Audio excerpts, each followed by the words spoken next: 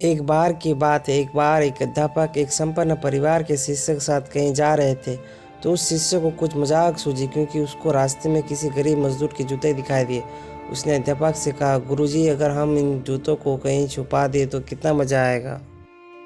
लेकिन गुरुजी ने कहा कि नहीं, गरीब इंसान के साथ इस तरह का भद्दा मजाक करना ठीक नहीं। उसने कहा, क्यों ना हम इन जूतों में कुछ सिक्के डाल दें और देखिए कि इस गरीब मजदूर पर क्या प्रभाव पड़ता है। उन्होंने ऐसा ही किया। जैसे ही मजदूर अपना काम करके लौटा और उसने एक पाँव अपने जूते में डाला तो उसको कुछ कठोर सा महसूस हुआ। उसने अंदर हाथ डाला तो उसको कुछ सिक्के दिखाई दिए। वहाँ थोड़ा ऐसे में पड़ गया।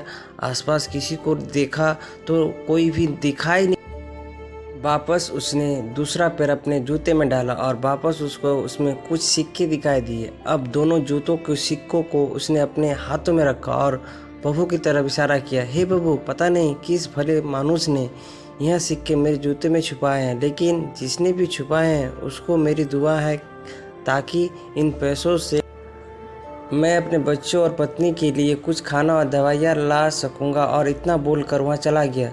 इस बात को शिष्य और अध्यापक दोनों सुन रहे थे। अब अध्यापक ने शिष्य से पूछा कि अब तुम मुझे बताओ कि तुम्हें यह महसूस हुआ, तुम्हारी पहली बारी मजाक या मेरा यह तरीका। तो उसने कहा कि गुरुजी, मैं आपसे क्षमा चाहता हूँ। अब मुझे समझ आ गया है कि सच्ची खुशी किस चीज़ में है। जब हम किसी की मजाक उड़ाते हैं तो हमें कुछ पल का आनंद मिलता है, लेकिन इससे हमें बद्दुआ मिलती है।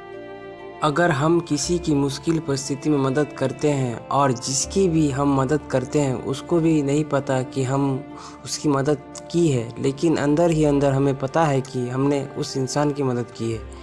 यही सच्ची खुशी है। जब हम दूसरों को खुशी देते हैं तो हमें खुशी मिलती है।